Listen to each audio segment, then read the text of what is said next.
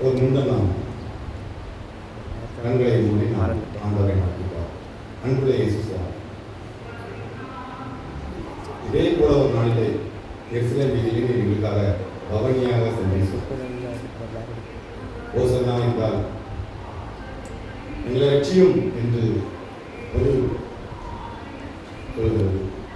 அதுபோல நீங்கள் ரட்சிக்க வந்த தேவன் இந்த உலகத்திலே மனிதனாக நீங்கள் அவதரித்து மனிதனுடைய பாவங்களை நிவர்த்தி செய்கிற கிருபாதார வழியாக நீரை ஒப்பு கொடுப்பதற்காக எருசலேம் வீதியில் பவனியாக சென்று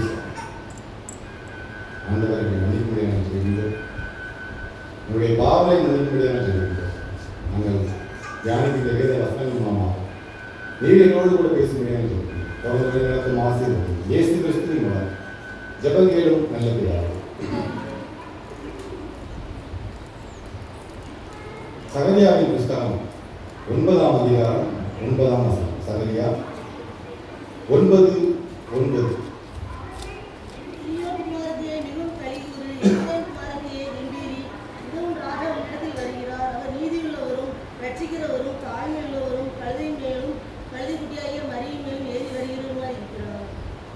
இதோ உன் ராஜா உன்னிடத்தில் வருகிறார், அவர் நீதி உள்ளவரும் ரட்சிக்கிறவரும் தாழ்மை உள்ளவரும் கழுதையின் மேலும் கழுதை குட்டியாகிய மரியின் மேலும் ஏறி பெறுகிறவருமாய் இருக்கிறார். கிறிஸ்துவ அன்பானவர்களே, இன்றைய நாளானது திருச்சபை அனைத்து மக்களும் சிஎஸ்சி மட்டுமல்ல, ரோமன் கத்தோலிக் என்று சொல்லப்படுகின்ற ஆசி எல்லா இடங்களிலும் இந்த நாளானது குருத்தொலை ஞாயிறாக கடைபிடிக்கப்பட்டு வருகிறது.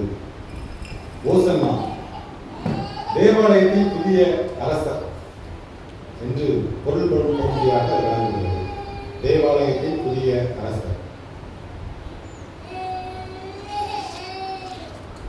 நேற்றைய தினத்திலே நாம் குருத்துறை ஞாயிறு இன்றைய நாளிலே என்பதனாலே அதற்கென்று மிகவும் பிரயாசப்பட்டு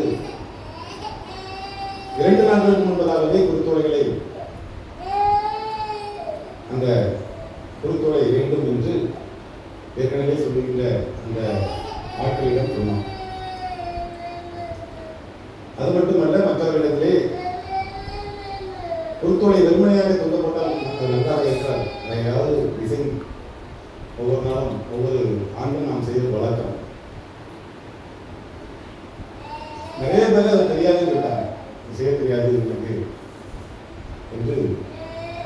ஆனால் அதை படித்துக் கொள்ளலாம், எப்படி செய்ய வேண்டும் என்று படித்துக் கொள்ளலாம். ஆனால் இப்பொழுது குருத்தோலை நேற்று தான் வருவதற்கே 6 மணி ஆயிடுச்சு. பிறகு அதை எவ்வாறு செய்வது? அவை நேரம் காணாது. ஆகவே நாம் நம்முடைய சபையின் பிள்ளைகள் ஜெஸ்வின் அண்ணா, அதுபோல கிட்டண்ணா மற்றும் ஜோசப் புஷ்கலா ஆகிய அனைவரும் இணைந்து வேக வேகமாக அந்த வேலைகளை நாம் செய்து முடித்தோம். ஆனால் அது டிசைன் செய்து அதை நாம் மாற்றியிருந்தால் மிகவும் அருமையாக இருந்திருக்கும். ஆனால் அதற்கு நேரம் இல்லை. சரி, அடுத்தவெல்லாம் ஆண்டவரை விட நன்றாக செய்வதற்கு ஆண்டவர் நமக்கு உதவி செய்வார் என்று நான் நினைத்துக் கொண்டு அதை நாங்கள் செய்தோம். ஆனால் கடந்த ஆண்டை விட இந்த ஆண்டு அதிகமாக குருத்தோலைகள் ஆலயத்தின் முன்பதாக தொங்கோடப்பட்டிருக்கின்றன. இதே போல ஒரு நாளிலே குருத்தோலைகளை கையிலே பிடித்துக் கொண்டு எருசலேம் வீதியிலே மக்கள் ஆர்ப்பரிப்போடு ஆண்டவரை எதிர்கொண்டார்கள்.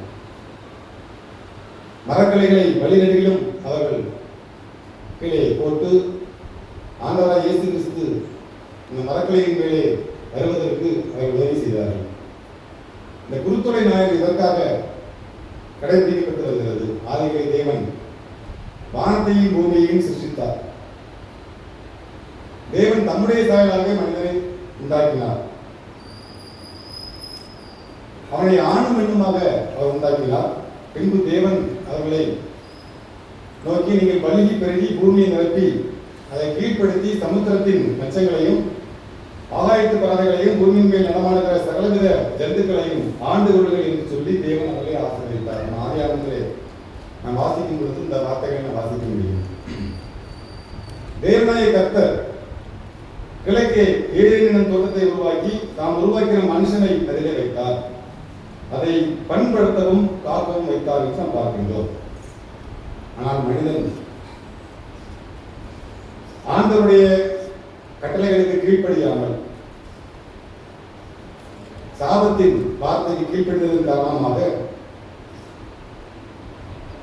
ஆண்டவருடைய வார்த்தையை மீறியதன் காரணமாக அவன் ஏதேன் தோட்டத்திலிருந்து தேவனால் வெளியே அனுப்பப்பட்டார் என்று நாம் பார்க்கின்றோம். ஆதியாகமம் 8ஆம் அதிகாரம் 21ஆம் வசனம் சொல்லுகிறது, மனுஷனுடைய இருதயத்தின் நினைவுகள் அவன் சிறு வயது தொடங்கி கொள்ளவதாக இருக்கிறது. அனைத்திலும் முடிவு எடுக்கக்கூடிய அதிகாரத்தை அவனுக்கு கொடுத்திருந்தபடியால் மனிதன் தன் சுய வழியிலே நடந்து ஆண்டவரை விட்டு அவன் வழி விலகி போனான் என்று நாம் ஆதியாகமம் 3:9 மற்றும் ஆதியாகமம் 4ஆம் அதிகாரம் 9ஆம் வசனத்தில் நாம் பார்க்கலாம். ஆண்டவரை விட்டு வழி விலகி செல்லுதல், ஆண்டவருடைய கற்பனைகளுக்கு கீழ்ப்படியாமல் இருத்தல். ஆகவே ஆண்டவர் பார்த்தார், இந்த உலகத்திலே பாவமானது பெருகி காணப்படுகிறது. அதற்கென்று ஏதாவது ஒரு பலிகளை செலுத்த வேண்டிய ஒரு காரியம் இருக்கிறது. பழைய ஏற்பாட்டிலே பார்க்கும் பொழுது ஒவ்வொரு பாவத்திற்கும் பலி செலுத்த வேண்டிய ஆடை, பலி செலுத்த வேண்டிய ஆட்டுக்குட்டிகளை பலி செலுத்த வேண்டிய காரியத்தை நாம் வாசித்து பார்க்கலாம். ஆகவே ரத்தம் சிந்துதல் இல்லாமல் பாவ மன்னிப்பு கிடையாது என்று அந்த நீதியின்படி ஆண்டவராய் இயேசு கிறிஸ்து தம்மையே இந்த உலகத்திலே பலியாக கொடுக்க வேண்டும், அதன் மூலமாக மனிதன் ரட்சிக்கப்பட முடியும் என்று சொல்லி ஆண்டவர் தம்மையே பலியாக ஒப்புக் கொடுப்பதற்காக இந்த பூமியிலே நான் இறங்கி வந்தார். இதுதான் பொறுத்தவரையினுடைய இந்த பவனியின் நெடுநோக்கம். ஆகவே மனிதனை ரட்சிப்பதற்காக இந்த உலகத்திலே மனிதனாக அவர் பூமியிலே அவதரித்தார் என்று நாம் பார்க்கிறோம். கிறிஸ்து கண்பானவர்களே, பவனியானது ஆண்டவர் நம்மை ரட்சிப்பதற்காக. வேதம் சொல்லுகிறது, தேவன் தன்னுடைய ஒரே பேரான குமாரனை விசுவாசிக்கிறவன் எவனோ அவன் கெட்டு போகாமல் நித்திய ஜீவனை அடையும்படிக்கு அவரை தந்தருடைய விழவாய் உலகத்தில் அன்பு கொண்டார் என்று பார்க்கலாம். ஆண்டவராய் இயேசு கிறிஸ்து நம்மீது கொண்ட அன்பின் காரணமாக அவர் இந்த பூமியிலே மனிதனாக அவர் இறங்கி வந்தார் என்று பார்க்கலாம். 1 யோவான் 2ஆம் அதிகாரம் 2ஆம் வசனம் சொல்கிறது, வாசியுங்கள். 1 யோவான் 2ஆம் அதிகாரம் 2ஆம் வசனம்.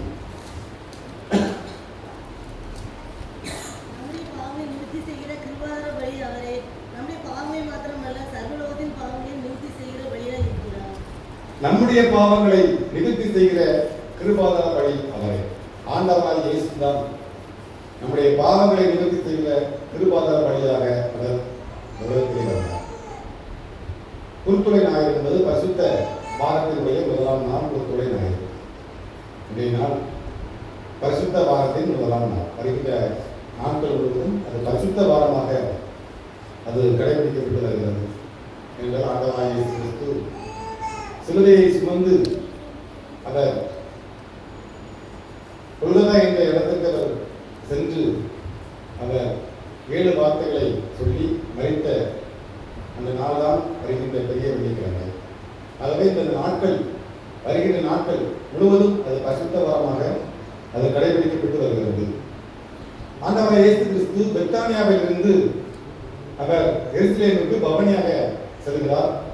இந்த பவனி இயேசு கிறிஸ்துவுக்கு முன்பாக 450 ஆண்டுகளுக்கு முன்பதாகவே சகரியா தீர்க்கதரிசி சொல்லியிருப்பதாவது, அதுதான் சகரியா 9ஆம் அதிகாரம் 9ஆம் வசனத்திலே, சீயோன் குமாரத்தியை மகிழ்ந்து களிகூடு, எருசலேம் குமாரத்தியை எண்ணீர் என்று நாம் இந்த வசனத்தை குறித்து நாம் பார்க்கலாம்.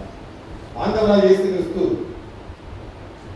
அவர் ரட்சிக்கிறவருமாய் இருக்கிறார் என்று, அது மட்டுமல்ல நீதி உள்ளவராக இருக்கிறார், தாழ்மை உள்ளவராக இருக்கிறார், மீட்பராக நம்மை ரட்சிக்கிறவராக அவர் இருக்கிறார் என்று நாம் அந்த வசனத்தை பார்க்கலாம். ஆண்டவர் நீதி உள்ளவர், ரட்சிக்கிறவரும், தாழ்மை உள்ளவரும், கழுதையின் மேலும் கழுதை குட்டியாகிய மரியின் மேலும் ஏறி வருகிறவராக இருக்கிறார் என்று நாம் பார்க்கலாம். கிறிஸ்துவின் அன்பானவர்களே, ஆண்டவராய் இயேசு கிறிஸ்து நம்மை மீட்பதற்காக, தம்மையை பலியாக ஒப்புக் கொடுப்பதற்காக இந்த பூமியிலே அவர் வந்தார். அந்த பவனியின் நோக்கமானது என்ன என்று பார்க்கும்பொழுது, பவனியானது மற்றவர்களை திரும்பி பார்க்க வைக்கிற ஒரு நிகழ்வு. அந்த பவனி செல்லும் பொழுது அநேகர் அந்த பவனியிலே கலந்து கொள்வார்கள். அது மட்டுமல்ல, அந்த குருத்துறைகளை பிடித்துக் கொண்டு அவர்கள் கலந்து கொள்வார்கள். ஆண்டவருக்கு முன்பாக எதிர்கொண்டு அவரை பின்பற்றுகிற மக்கள் அங்கே வந்தது உண்டு. ஆகவே திரள் ஜனமான கூட்டங்கள் காணப்பட்டன. இன்றைய நாட்களானது நமக்கு தேர்தலின் மாதம். வருகின்ற மாதத்திலே 23ஆம் தேதி நமக்கு தேர்தல் நடைபெற இருக்கிறது. ஒவ்வொரு கட்சியினரும் தங்களுடைய கட்சிகளை மற்ற கட்சிகளை கூட்டணியாக இணைத்துக் கொண்டு இந்த தேர்தலை அவர்கள் எதிர்கொள்வது வழக்கம். பல கட்சிகள் இருக்கலாம்.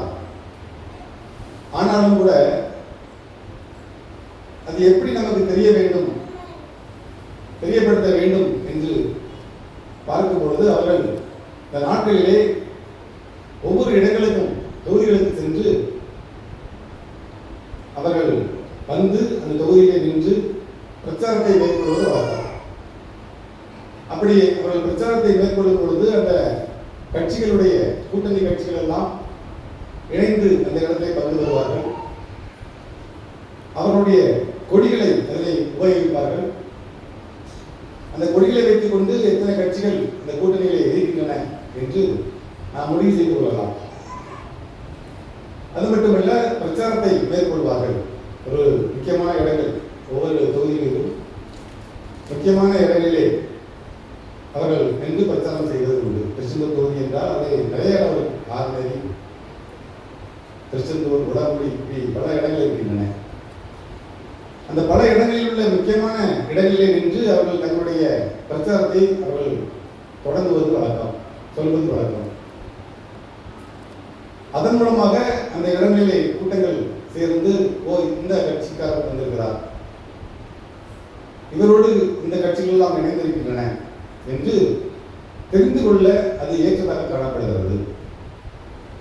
அதுபோல ஆண்டவராய் இயேசு கிறிஸ்து எருசலேம் வீதியிலே பவனியாக வரும்பொழுது, இவர் யூதருடைய ராஜா, இவர் மனிதனை ரட்சிப்பதற்காக இந்த உலகத்திலே வந்த மனிதர் என்று தெரிந்து கொள்வதற்காக அந்த பவனி காணப்பட்டது என்று நாம் புரிந்து கொள்ளலாம்.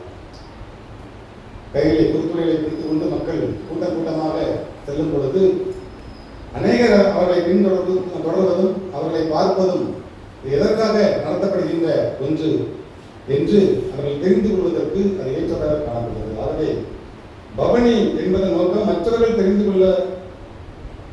புரிந்து கொள்ள ஆண்டவராய் இயேசு கிறிஸ்து எதற்காக இந்த பூமியிலே வந்தார் என்பதை புரிந்து கொள்வதற்காக அது பயன்படுத்தப்பட்டது. அது மட்டுமல்ல, தாவீதின் குமாரனுக்கு ஓசன்னா என்று அவர்கள் ஆர்ப்பரித்தார்கள் என்று நாம் பார்க்கலாம்.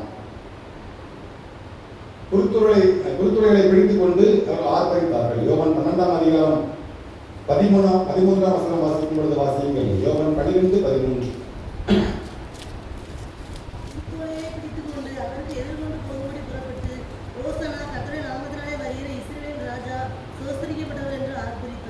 கர்த்தரின் நாமத்தினாலே வருகிற இஸ்ரவேலின் தாவீதின் குமாரன் சோசரிக்கப்பட்டவர் என்று அவர்கள் சொல்வதை நாம் பார்க்கலாம்.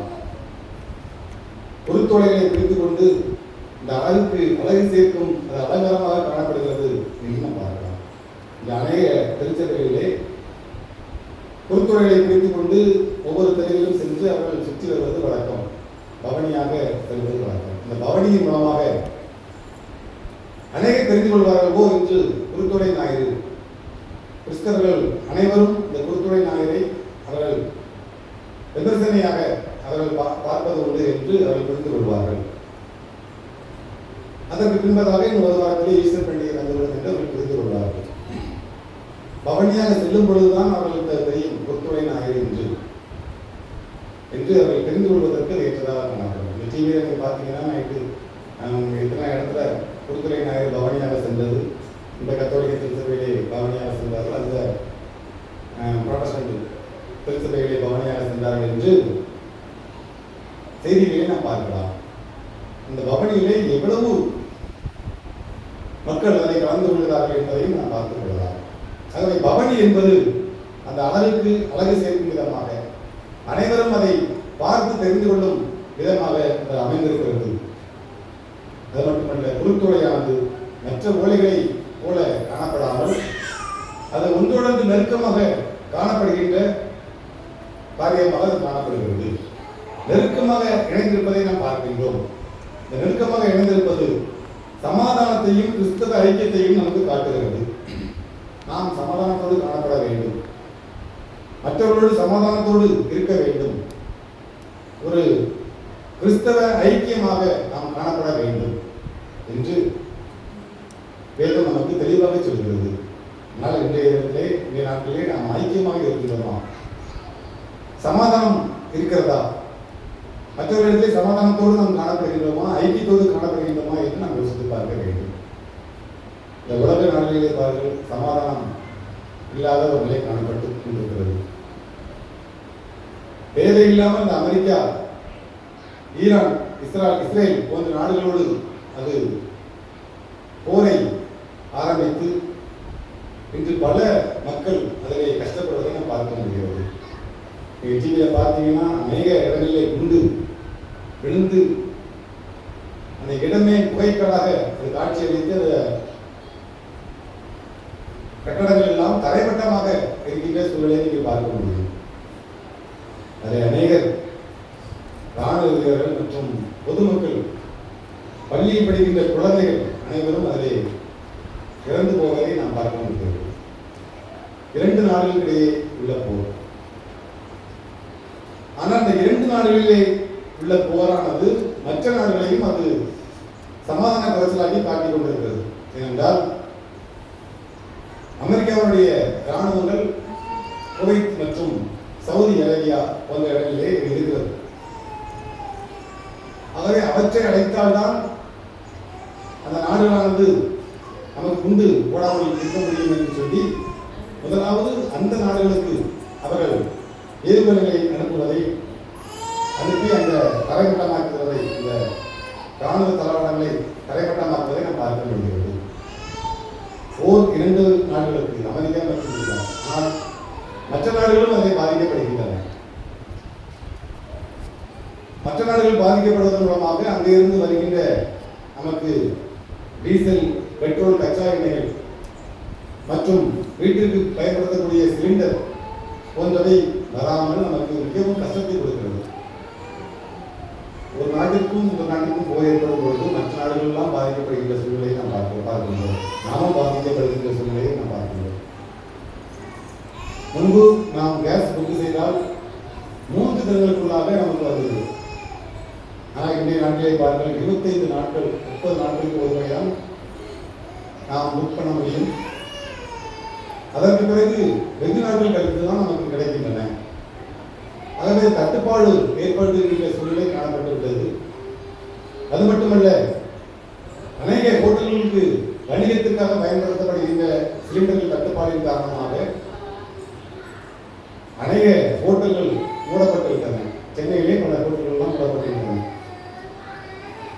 அங்கே வேலை செய்கின்ற மக்கள் அதில் பாதிக்கப்படுகிறார்கள், அவருடைய குடும்பம் பாதிக்கப்படுகிறது. இப்படியாக எங்கோ நடக்கின்ற ஒரு போர், சமாதானம் இல்லாத ஒரு சூழ்நிலையிலே ஏற்படுகின்ற ஒரு போர், பேச்சுவார்த்தையை உடன்படாமல் இருக்கின்ற அந்த நாடுகளுக்கு இடையே நடக்கின்ற அந்த போர். ஆனால் மற்ற இடங்களில், அத்தனை இடங்களிலும் அது பாதிப்பை ஏற்படுத்திக் கொண்டிருப்பதை நாம் பார்க்கின்றோம். இதனால் மற்ற நாடுகளுக்கிடையே சமாதானம் இல்லாத ஒரு சூழ்நிலை ஏற்பட்டு கொண்டிருக்கிறது. இன்னும் சில நாட்கள் இதே போல நீடித்தால்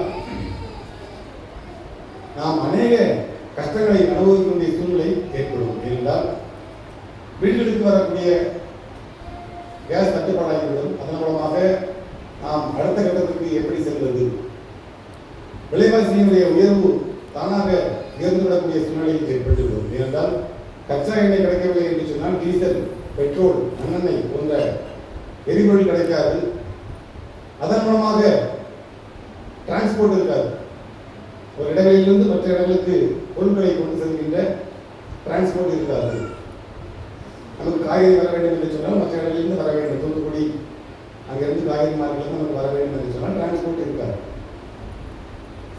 அப்பொழுது அந்த விலைவாசி ஏற்றம் தானாக உயர்ந்துவிடக்கூடிய சூழ்நிலை ஏற்பட்டுள்ளது. இப்படியாக நம்முடைய வாழ்வாதாரம் பாதிக்கப்படக்கூடிய சூழ்நிலை நமக்கு ஏற்படக்கூடிய சூழ்நிலை காணப்படுகிறது. காரணம் சமாதானம் இல்லாத ஒரு காரணம். 2 நாடுகளுக்கிடையே சமாதானம் இல்லை. நம்முடைய வாழ்க்கையிலும் நாம் சமாதானம் இல்லாமல் நாம் வாழ்ந்து வந்து சொன்னால் இதே போல நாம் பலவிதமான கஷ்டங்களுக்கு நாம் ஆளாக வேண்டியிருக்கும். ஆகவே நாம் மற்றவர்களுக்கு சமாதானத்தோடு நாம் நடந்து கொள்ளும் பொழுது நமக்கு ஏற்படக்கூடிய நன்மையான காரியங்களை ஆண்டவர் நமக்கு கொடுப்பார். நாம் மற்றவர்கள் சமாதானத்தோடு காணப்பட வேண்டும், ஐக்கியத்தோடு காணப்பட வேண்டும் என்பதற்காக அந்த குருத்தோலையானது அது ஒன்று போல கட்டியாக அது காணப்படுகிறது என்று நாம் பார்க்கலாம். குருத்தோலையானது பரிசுத்தமானது, அது வெண்மையாய் காணப்படுகிறது என்று நாம் பார்க்கலாம். நாமும் இந்த உலகத்திலே ஆண்டவரோடு பரிசுத்தத்தோடு நாம் வாழ வேண்டும் என்று நமக்கு வேதம் நமக்கு எச்சரிக்கிறது. மத்தேயு 5ஆம் அதிகாரம் 18ஆம் வசனம் வாசியுங்கள். மத்தேயு 5:18.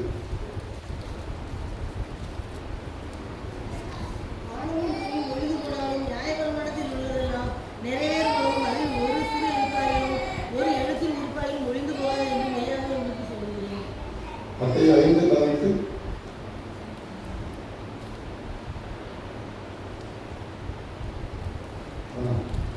மத்தேயு 5:18.